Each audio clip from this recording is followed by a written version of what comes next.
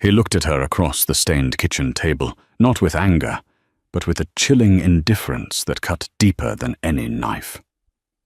"You don't fit my future, Caroline," he said, checking his watch like he was late for a lunch meeting. "I need a partner who looks like success, not struggle."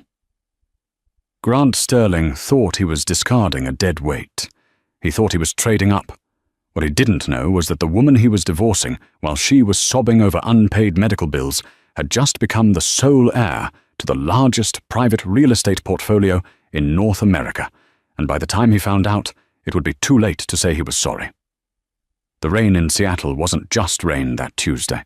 It was a relentless, grey sheet that seemed to want to wash the city of its sins. Inside apartment 4B of the crumbling complex on Pine Street, Caroline Sterling was trying to decide if she could afford to turn on the heat. She was 32, but in the dim light of the hallway, she looked 50. Her hands were chapped from scrubbing floors at the diner where she worked double shifts, and her cheap cardigan was fraying at the cuffs. "Grant?" she called out softly. "Is that you?" The door had slammed shut, bringing a gust of cold, damp air with it. Grant Sterling walked in. He looked different. He was wearing a new suit, Italian wool, charcoal grey, tailored to perfection. It must have cost 3 months of their rent. "We need to talk," Grant said. He didn't take off his coat. He didn't ask about her day. He didn't ask about the pharmacy bill for her mother's insulin sitting on the counter. Caroline wiped her hands on a rag. "I made stew. It's not much, but I'm not hungry," Grant interrupted, his voice devoid of warmth. He reached into the inner pocket of his jacket and pulled out a thick manila envelope. He tossed it onto the table. It landed with a heavy, final thud. "What is this?" Caroline asked, her heart hammering against her ribs. "Divorce papers," Grant said. He said it so casually he might have been ordering coffee. Caroline felt the room spin. "Divorce?" "Grant, we're just going through a rough patch. I picked up extra shifts. I can pay the electric bill by Friday. I know things have been hard since your startup failed, but it's not about the money, Caroline. Well, it is, but not in the way you think," Grant sighed, finally looking at her. His eyes were cold, calculating. "I got the job at Archer & Company, senior analyst." Caroline gasped, a flicker of hope igniting. "Grant, that's amazing. That's the 6-figure job. We can fix everything. We can move out of here. We aren't doing anything," Grant cut in sharply. "I am. You're staying here." The silence that followed was deafening. "I'm moving up, Carolyn," Grant continued, pacing the small linoleum-floored kitchen. "Archer & Co. isn't just a job. It's a lifestyle. High-end clients, gala dinners, networking with the elite. I need a wife who can navigate that world. A wife who looks the part," he gestured vaguely at her messy bun, her worn-out jeans, the exhaustion etched into her face. "Look at you, you're tired. You're small. You smell like diner grease and desperation. You don't fit the narrative I'm building." "I smell like grease because I worked 60 hours this week to pay your credit card debt," Caroline whispered, her voice trembling. "And I appreciate the sacrifice," Grant said, checking his reflection in the hallway mirror. "But let's be real. You're a liability now. I've met someone who understands the industry. Veronica. She's polished." Caroline felt bile rise in her throat. Veronica DeLuca. She knew the name. Veronica was a junior partner at a rival firm. Flashy, sharp-tongued, and known for dating men she could use as stepping stones. "You're leaving me for Veronica." "I'm leaving you for my future," Grant corrected. "I've transferred $5,000 to the joint account. It's all the cash I have liquid." "Take it. Sign the papers. Don't make this messy, or I'll make sure you end up with nothing but the debt." He turned to the door. "Grant, wait," Caroline pleaded, stepping forward. "We've been together since college. I supported you through law school. I supported you when you wanted to start that tech company. I sold my grandmother's locket for your first suit. You can't just— It's a sunk cost, Caroline," Grant said, opening the door. The rain roared outside. In business, you cut your losses. You are a good investment for the lean years. But the market has changed." He walked out. The door clicked shut. Caroline stood frozen. The envelope on the table seemed to pulse with malice. $5,000. That was his severance pay for 10 years of marriage. She was alone, 32, with no degree, having quit to work so he could study, and nothing to her name but a stack of bills and a broken heart. It was the lowest moment of her life. She slid down the kitchen cabinets to the floor, burying her face in her hands, sobbing until her throat burned. She didn't hear the phone ringing. She didn't hear the storm raging. And she certainly didn't hear the knock at the door that would come 3 days later, a knock that sounded less like a visitor and more like destiny. 3 weeks later. The $5,000 was gone faster than Caroline could have imagined. Grant had forgotten to mention that he hadn't paid the rent on the apartment for 3 months prior to leaving. The landlord, a sympathetic but business-minded man named Mr. Henderson, had given her an ultimatum: pay the backlog or vacate. She vacated. Caroline found herself in a cramped studio apartment in the Rainier Valley, a neighborhood she could barely afford. It smelled of mildew and stale cigarettes. She had sold her wedding ring, a modest gold band, to buy a mattress and a hot plate. She was working 3 jobs now: morning shift at the diner, afternoon shift at a laundromat, and cleaning offices at night. She was a ghost, haunting the edges of Seattle, invisible to the people in the skyscrapers where Grant was likely sipping scotch and laughing with Veronica. It was a Tuesday again when the letter arrived. Caroline had just come home from the laundromat, her hands smelling of bleach. She checked her mailbox in the lobby, expecting final notices for bills she couldn't pay. Instead, she found a thick, creamy envelope made of heavy cardstock. It was embossed with a silver crest: Mercer, Sterling, and Tate Attorneys at Law. Her stomach dropped. Sterling? Was Grant suing her? Had she not signed the papers fast enough? She tore it open with shaking fingers.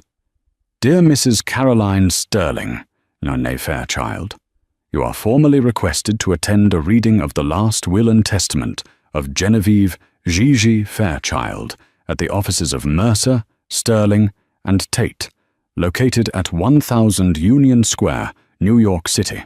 A flight has been booked in your name for tomorrow morning, 8 a.m., out of SeaTac. A car will collect you.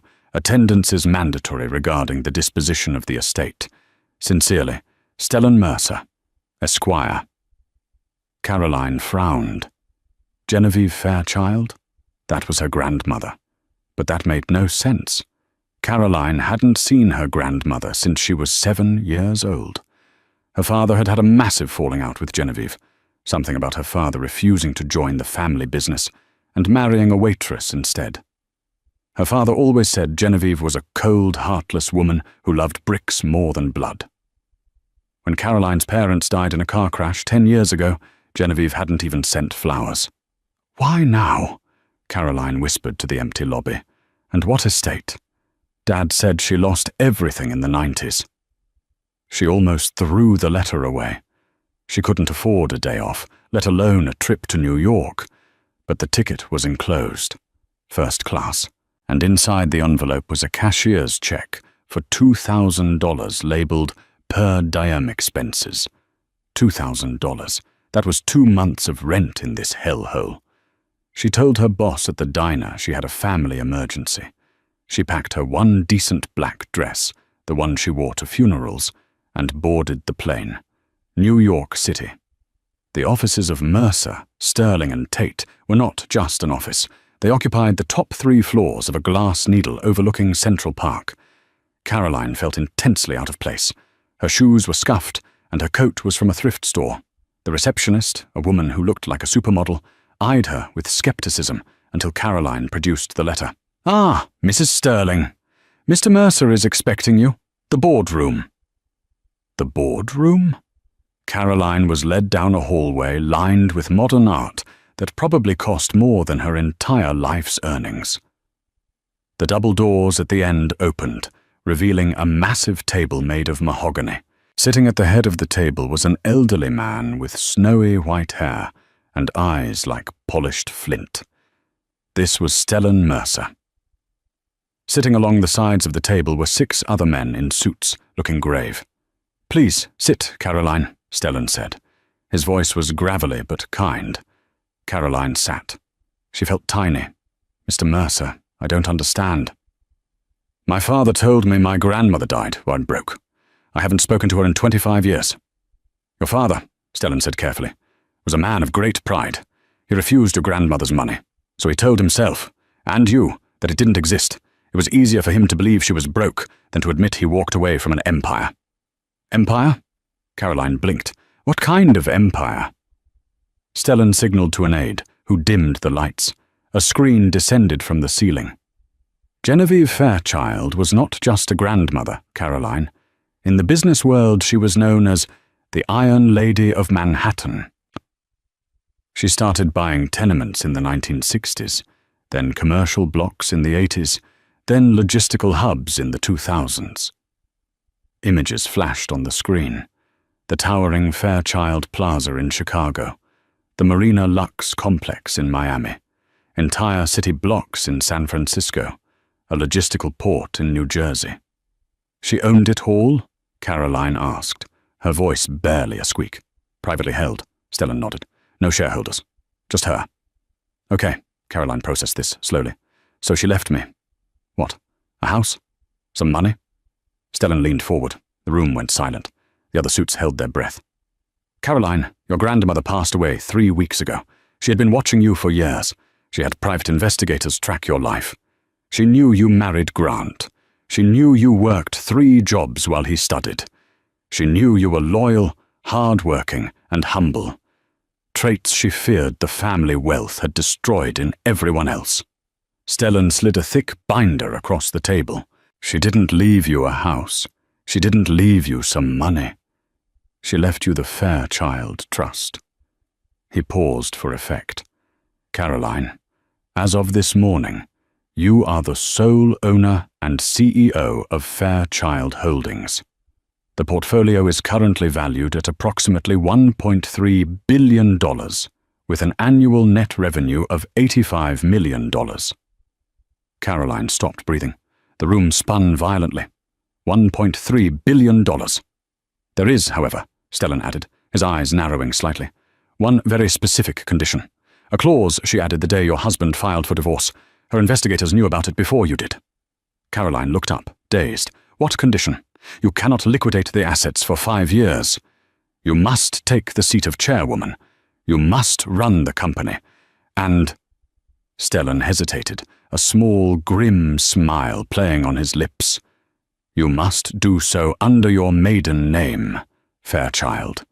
But for the next 6 months, the transfer of power must remain a strict corporate secret. To the world, Fairchild Holdings is being run by an anonymous interim board." "Why?" Caroline asked. "Because," Stellan said, "Grandmother Gigi wanted to give you time to learn. And she wanted to see what happens when the people who hurt you don't know who you really are." Caroline looked at her reflection in the polished mahogany table. She saw the tired waitress. She saw the woman Grant Sterling had thrown away like garbage. Then she looked at the portfolio. $1.3 billion, she whispered. "Will you accept, Miss Fairchild?" Stellan asked. Caroline thought of Grant's face when he said, "I need a partner who looks like success." She sat up straighter. She smoothed her cheap skirt. A fire, long dormant, sparked in her chest. "I accept," she said, "and I need a new wardrobe." The transformation of Caroline Sterling, now reclaiming her birthright as Caroline Fairchild, was not a montage of shopping bags and champagne. It was a demolition and a reconstruction. Stellan Mercer did not pamper her. He installed her in a corporate apartment at 432 Park Avenue, overlooking the city that was now partially hers, and hired a team that operated with military precision. "You have the blood," Stellan told her on the first day of what he called the boot camp, "but you do not have the skin. The world of high-stakes real estate is a shark tank. If you bleed, they will eat you. And right now, Caroline, you are bleeding insecurity." Her schedule was brutal. *5 a.m., Physical training with a former Mossad agent named Elias. It wasn't about weight loss. She was already frail from stress. It was about posture, presence, and learning how to occupy space. "Shoulders back," Elias would bark. "Walk like you own the concrete beneath your feet. Because you literally do." *8. AM. Financial Literacy with Dr. Aris Thorne, a retired Wharton professor. He didn't teach her theory. He taught her war. They dissected balance sheets of her competitors. They analyzed the acquisition strategies of BlackRock and Vanguard. Caroline realized that her grandmother, Gigi, hadn't just bought buildings. She had bought leverage. *1. PM. Strategic Management with Renata Bliss, a crisis manager who had cleaned up scandals for senators and CEOs. Renata taught Caroline how to speak without saying anything, how to listen without revealing emotion, and how to kill a negotiation with silence. *6 p.m. Image consulting. This was the most painful part. They cut her hair. The long, straggly brown waves she had hidden behind for years were sheared off into a sharp, asymmetrical bob that framed her jawline. They dyed it a rich, dark chestnut that caught the light like polished mahogany. The cheap cardigans were burned. Literally. Stellan had them incinerated. In their place came armor. Not just clothes, but statements. A vintage white Chanel blazer, structured McQueen trousers, Louboutin heels that clicked against the marble floors like gunfire. But the hardest change was internal. 2 months into the training, Caroline broke down. She was staring at a complex merger proposal for a logistics hub in Savannah, Georgia, and the numbers blurred. "I can't do this," she sobbed to Stellan, throwing the pen across the room. "I'm a waitress, Stellan. I'm a college dropout. Grant was the smart one. Grant was the one with the vision. I'm just pretending." Stellan, who was sipping an espresso, didn't flinch. He walked over to a safe in the wall, dialed in the combination, and pulled out a leather-bound journal. "Read this," he commanded. It was Gigi Fairchild's diary from 1974. Caroline opened it. The handwriting was jagged, aggressive. October 14th, 1974. "The bank laughed at me today. Said a woman can't manage a commercial skyscraper. They want me to sell the Lexington property to that fool Trump. I told them to go to hell. I will mortgage the jewelry. I will mortgage the house. I will eat cat food if I have to. But I will not sell. They think I am weak. I will show them I am the storm." Caroline read until the sun came up. She read about her grandmother's fears, her failures, and the nights she cried herself to sleep while the world thought she was made of steel. She realized Grant's intelligence was performative. He memorized facts to impress people. Gigi's intelligence was survival. Caroline had survived Grant. She had survived poverty. She had survived the humiliation of being discarded. "I am the storm," she whispered to herself. The next morning, she walked into the boardroom where Stellan and the trustees were waiting. She was wearing a blood-red dress and the diamond earrings Gigi had worn to the 1985 Met Gala. "The Savannah deal," Caroline said, her voice dropping an octave, steady and cool. "We reject the merger. The logistics hub is undervalued by 12%. We buy out the minority partners instead. Hostile takeover if necessary. Leverage the liquidity from the San Francisco sale." Stellan smiled. It was the first time she had seen him truly smile. "Welcome to the game, Miss Fairchild." 6 months had passed since the divorce. In Seattle, Grant Sterling was living what he thought was his best life. He had moved into a penthouse in Belltown with Veronica. He drove a Porsche Panamera on a lease he could barely afford, but appearances were everything. At Archer & Co., Grant was considered a rising star, mostly because he was ruthless. He had no qualms about evicting grandmothers or exploiting zoning loopholes. But he was hungry for the big kill, the deal that would make him a partner. Grant, his boss, Preston Archer, called him into the glass-walled office. Preston was a man who smelled of expensive cologne and old money. "We have a problem, and an opportunity." "Name it," Grant said, adjusting his silk tie. "The Fairchild Docks in Brooklyn," Preston said, pointing to a map. "It's 50 acres of prime waterfront rot. We want to turn it into the Nexus.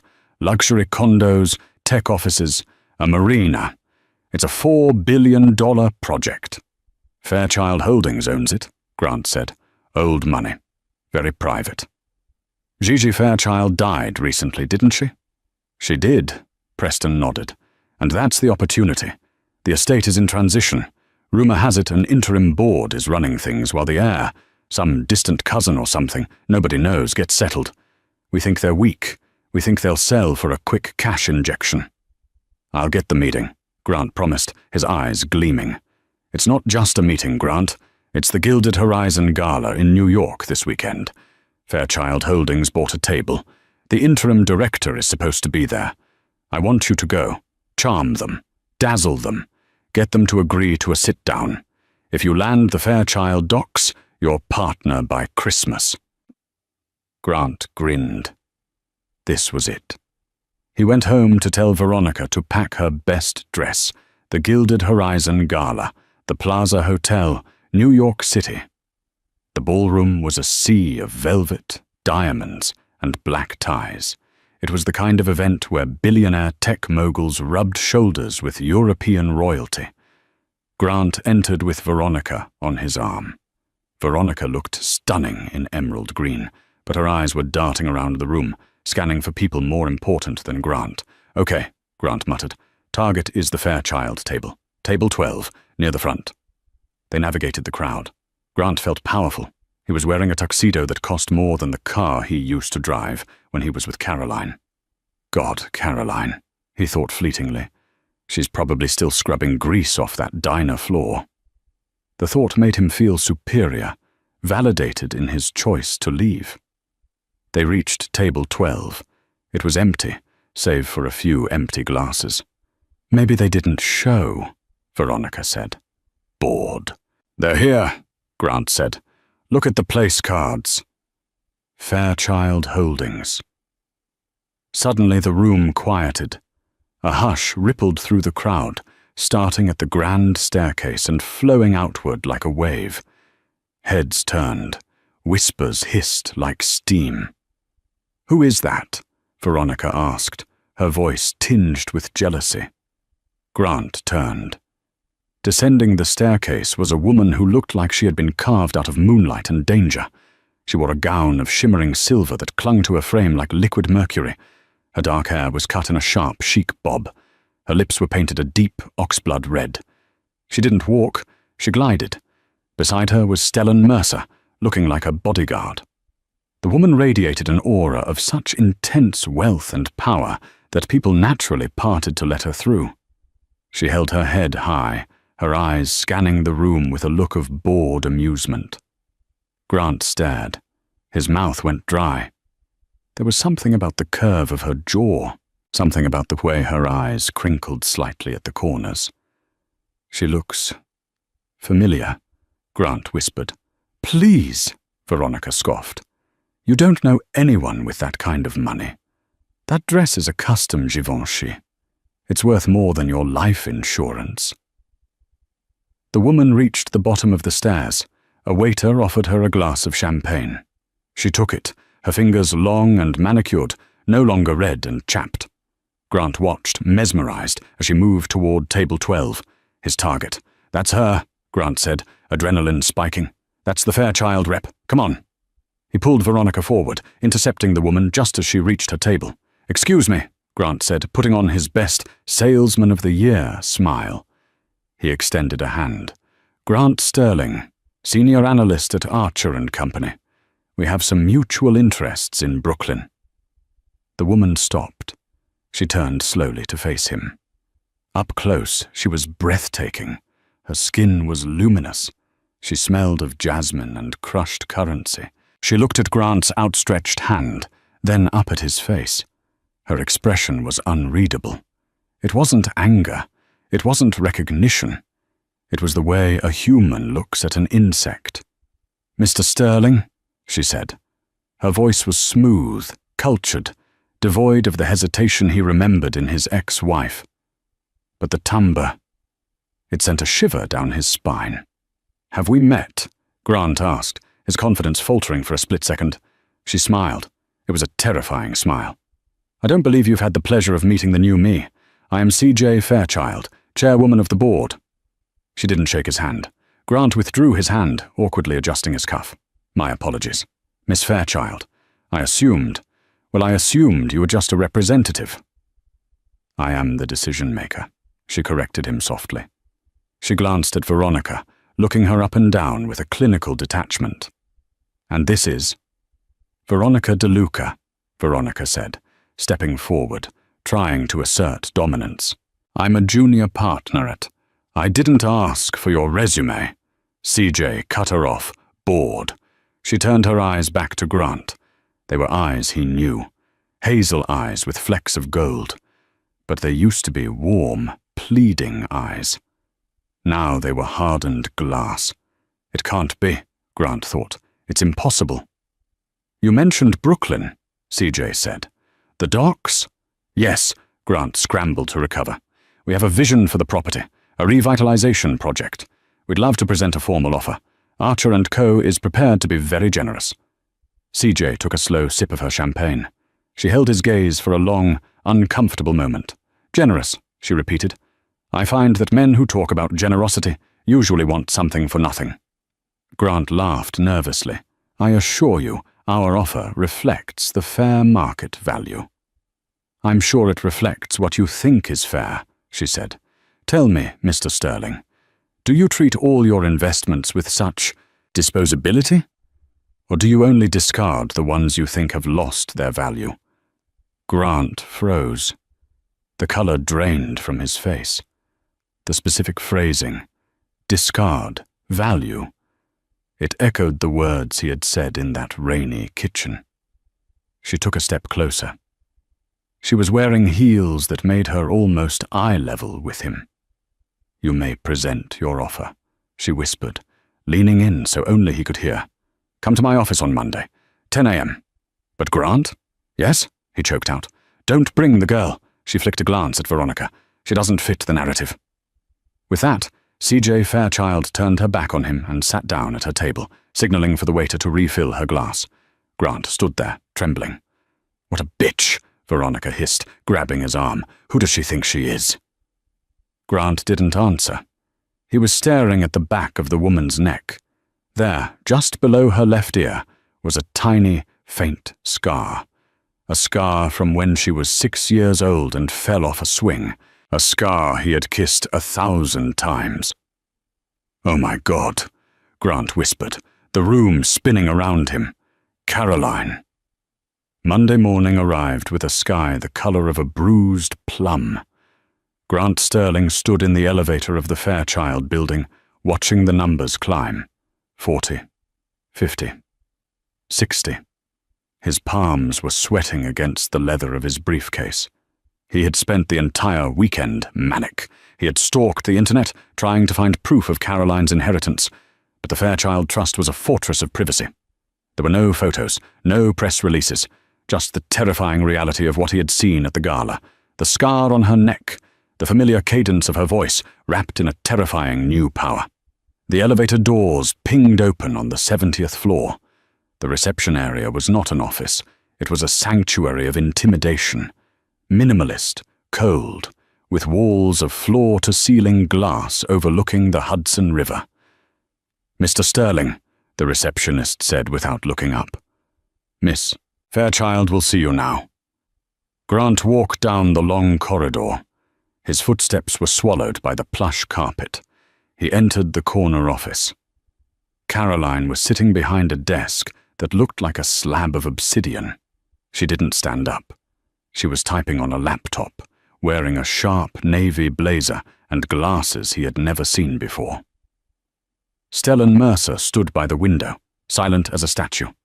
"Sit," Caroline said, not breaking her typing rhythm. Grant sat. The chair was lower than hers, a classic power play. "Caroline," Grant started, his voice cracking slightly. I don't know where to begin." Caroline stopped typing. She slowly closed the laptop. She took off her glasses and set them down with a deliberate click. "You can begin by addressing me as Miss Fairchild," she said. This is a business meeting, Grant. You requested it. You have 10 minutes before I have a call with Tokyo. Pitch me the Brooklyn deal." "Stop it," Grant said, leaning forward, trying to summon the dominance he used to wield over her in their kitchen. "Drop the act. It's me. It's your husband." "Ex-husband," she corrected, "and the ink is very dry." "I know it's you," Grant insisted. "I saw the scar. I know you inherited Gigi's money. Why didn't you tell me? Why did you let me walk out?" Caroline let out a short, dry laugh. It was a sound devoid of humor. "Let you? You threw $5,000 at me and told me I smelled like grease. You didn't walk out, Grant. You discarded me like a broken appliance. I was under pressure," Grant pleaded, switching tactics to victimhood. "The startup failed. I was drowning. I did what I had to do to survive. I thought if I let you go, you'd find someone better. Someone who could take care of you." "And I did," Caroline said, gesturing to herself. "I found me." She picked up a file on her desk. "Your 10 minutes are burning, Mr. Sterling. The docs." Grant gritted his teeth. He had to play the game to stay in the room. He opened his briefcase. Archer & Co. is offering $2.5 billion for the Fairchild docks. We have the city permits lined up. We have the contractors. It's a clean exit for you. You don't have the experience to develop a project this size. Take the money. Enjoy your life." Caroline flipped open the file.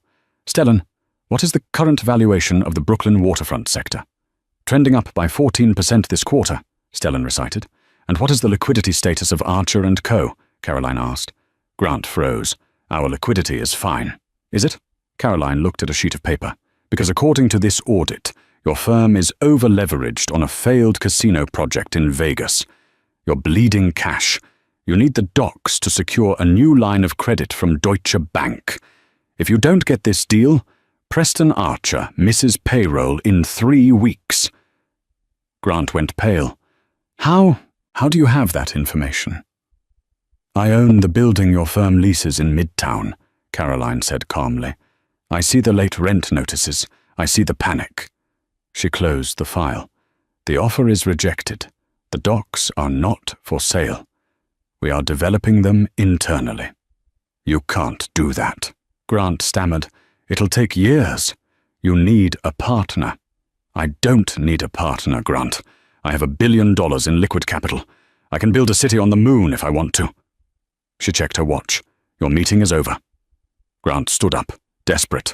He was losing the deal, and he was losing the narrative. "Caroline, please," he said, his voice dropping to a whisper. "I made a mistake, a horrible mistake, Veronica. She means nothing to me. She's shallow. She's not you. We built a life together for 10 years. Doesn't that count for anything? I can help you run this. We were a team. We can be a power couple. Just give me a chance to make it right." Caroline looked at him. For a second, he thought he saw a flicker of the old Caroline, the woman who used to rub his back when he was stressed. "You want a chance?" she asked softly. "Yes," Grant breathed. "Yes, anything." "Prove you're worth it," she said. "Preston Archer is going to fire you when you come back without this deal. If you can survive in this city without his protection, without your title, without your fancy lease, then maybe we can talk. But don't come back to me until you understand what it feels like to have nothing." She pressed a button on her desk. "Security, escort Mr. Sterling out." 2 massive guards appeared at the door. Grant was hustled out, his mind racing. She hadn't said no forever. She had said, "Prove it." He twisted her words, feeding his own delusion. She was testing him. She still loved him. She just wanted him to suffer a little first. He could do that. He could win her back. And once he had her back, he would have the empire. Grant didn't go back to the office immediately. He went home to the penthouse in Belltown.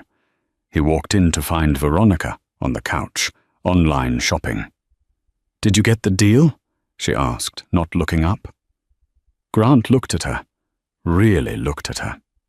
She was beautiful, yes, but she was expensive. She was a liability. She was the reason he had lost Caroline. "Get out," Grant said. Veronica looked up, confused. "Excuse me? I said get out. We're done. I want you gone by tonight." "You're joking," Veronica laughed nervously. "Grant, the lease is in both our names." "I don't care," Grant roared, throwing his briefcase against the wall. "Pack your bags. You're a distraction. I'm trying to fix my life." Veronica stared at him, her eyes narrowing. She stood up slowly. "You saw her again, didn't you? The Fairchild woman. You think you have a shot with her?" She laughed, a cruel, sharp sound. "Grant, you're a mid-level analyst with a leasing problem. She's royalty. But fine, I'll leave. But you're going to regret this." By the time the sun set, Grant was alone.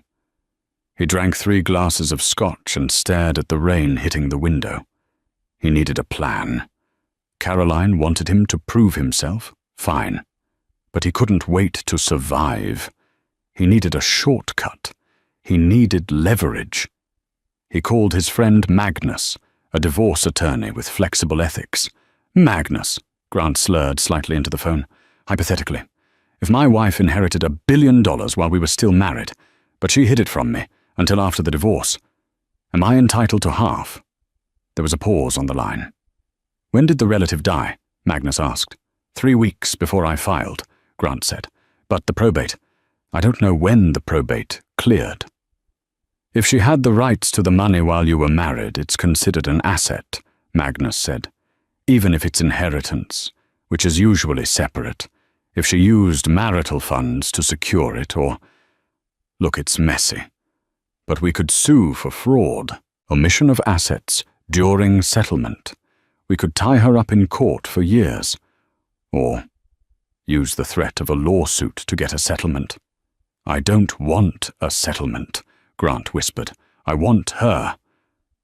"Then use the lawsuit as a stick," Magnus advised. "Terrify her, then offer to drop it if she takes you back."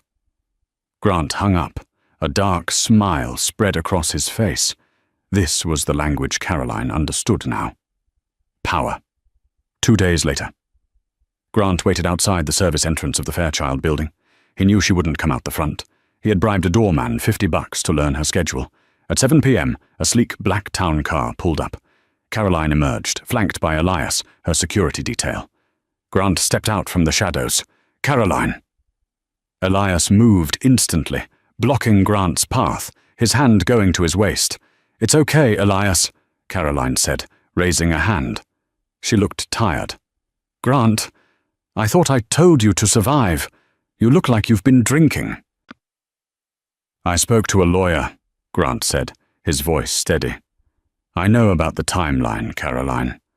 Gigi died before I filed the papers. That inheritance, it's arguably marital property. I could sue you for half. I could freeze your assets. I could drag your grandmother's name through the mud in every tabloid in New York." Caroline didn't blink. She didn't look scared. She looked disappointed. "Is that your play, Grant? Extortion?" "It's negotiation," Grant said, stepping closer. "I don't want the money, Caroline, I swear. I just want us. I want you to stop punishing me. Drop the walls, let me in. If you do, I'll sign a post-nup. I'll sign away any claim to the trust. Just take me back." He reached into his pocket. Elias tensed. But Grant pulled out a small velvet box. Inside was the cheap gold band she had sold to buy a mattress. "I tracked it down," Grant said softly. "I went to every pawn shop in Seattle until I found it. I bought it back." Caroline looked at the ring that had turned her finger green in the shower, the ring she had cried over. She reached out and took the box. Grant's heart soared. It worked. The sentimental hook. He had her. Caroline looked at the ring, then snapped the box shut. "You bought this back," she said, "with the money you made at Archer & Co.?" "Yes," Grant said eagerly. "The money you earn," she continued, "working for Preston Archer." "Yes." Caroline sighed. She signaled to Elias, who handed her a tablet. "Grant, you really should have done your due diligence. I told you I own the building your firm leases, but I didn't tell you the rest." She tapped the screen and turned it toward him. This morning, at 9 a.m., Fairchild Holdings purchased the distressed debt of Archer & Co. from the bank. I am now the majority creditor of your firm. Grant stared at the screen. The numbers were staggering. I called Preston Archer an hour ago, Caroline said, her voice dropping to a deadly whisper. I told him I would foreclose on the firm and bankrupt him personally, unless he made one specific personnel change immediately. Grant's phone buzzed in his pocket. Then it buzzed again. Emails. You're fired, Grant, Caroline said simply. Preston terminated you for cause effective immediately. Something about gross incompetence regarding the Brooklyn deal. Grant staggered back, the velvet box feeling heavy in his hand. You got me fired? I stripped you, Caroline said. No job, no reputation. And regarding your lawsuit threat, go ahead, sue me. I have an army of lawyers who will keep you in litigation until your grandchildren are old. You don't have the money to fight me, Grant. You don't even have a paycheck. She tossed the velvet box into the gutter. It landed in a puddle of dirty water. You wanted a partner who looked like success, she said, opening the car door. Now you have nothing. Welcome to the struggle, Grant. Let's see how well you fit the narrative now. She got in the car. The door slammed shut. The black vehicle sped away into the rainy New York night, leaving Grant Sterling standing on the curb, jobless, alone, and completely destroyed. But the story wasn't over, because a man with nothing left to lose is the most dangerous thing in the world. And Grant Sterling was not done. Grant Sterling did not disappear quietly. Men like him never do. They fester. 2 weeks after being fired, Grant was evicted from the Belltown penthouse. Veronica didn't just kick him out. She had the locks changed while he was at a bar and left his clothes in garbage bags in the lobby. She also left a note. I only date winners. Good luck with the struggle. The irony was not lost on him. It tasted like bile. Grant moved into a motel on the outskirts of the city, the kind of place where the neon sign buzzed incessantly and the sirens never stopped. His Porsche was repossessed. His credit cards were frozen. He was living on cash withdrawals he had made before the accounts were locked, watching his dwindling stack of bills with a rising panic. He spent his days in a dark haze of obsession. He taped pictures of Caroline, C.J. Fairchild, to the peeling wallpaper of his motel room. Magazine clippings. Forbes had named her the New Iron Lady. Vanity Fair called her the mystery heiress who saved an empire. In every photo, she looked stronger, beautiful, unreachable. She's faking it, Grant muttered to himself, pacing the stained carpet. She's weak. She needs me. She's just trying to hurt me. He decided he needed ammunition. If he couldn't sue her, he would destroy her reputation. He would prove to the world that the Ice Queen was actually a fraud who had tricked her way into the fortune. He drove his rented sedan to the old diner where Caroline used to work, the Rusty Spoon. He hadn't stepped foot inside in 5 years, even though Caroline had worked there to pay for his law books. The bell chimed as he walked in. The smell of frying bacon hit him, triggering a wave of nausea. "Can I help you?" a gruff voice asked. It was Big Sal, the owner, a man with forearms the size of hams and a heart of gold, for everyone except Grant. "Sal," Grant said, trying to summon his old charm. "Long time." Sal wiped the counter, his eyes narrowing. "Grant Sterling, I heard you got divorced. I also heard you got fired. Karma moves fast." "I need to ask you about Caroline," Grant said, leaning in. "I know she's different now, but you knew her when she was nobody. You knew the real Caroline, the desperate one. Did she ever talk about her grandmother? Did she ever mention a scheme to get money?" Sal stopped wiping. He put the rag down slowly. The diner went quiet. "Scheme?" Sal asked, his voice low and dangerous. "You think Caroline had a scheme?" "She hid $1 billion from me, Sal. She was playing us all." Sal laughed. It was a dark, mirthless sound. He reached under the counter and pulled out a framed photo. It was Caroline, wearing her stained apron, smiling tiredly while holding a birthday cake for one of the busboys. "You see this girl?" Sal pointed a thick finger at the photo. "This girl worked double shifts on Christmas Eve so you could have a new watch. This girl came in here with holes in her shoes because she spent her tip money on your dry cleaning. She didn't have a scheme, Grant. She had a heart, and you broke it." "She's a liar," Grant shouted, drawing looks from the few patrons. "She's a manipulator." "Get out," Sal said quietly. "I'm just trying to find the truth." "The truth?" Sal leaned over the counter, grabbing Grant by the collar of his cheap shirt. "The truth is, you didn't divorce her because she was poor. You divorced her because she made you feel small. And now that she's big, you can't stand it. Get out of my diner before I throw you out." Grant stumbled backward, humiliated. He fled the diner, the bells jingling mockingly behind him. He sat in his car, breathing hard. Sal was wrong. They were all wrong. Caroline was the villain. She had to be. If she wasn't the villain, then he was. And Grant Sterling could not survive being the villain of his own life story. He checked his phone. A news alert popped up. "Breaking: Fairchild Holdings to host groundbreaking ceremony for the Brooklyn Nexus project tomorrow at noon.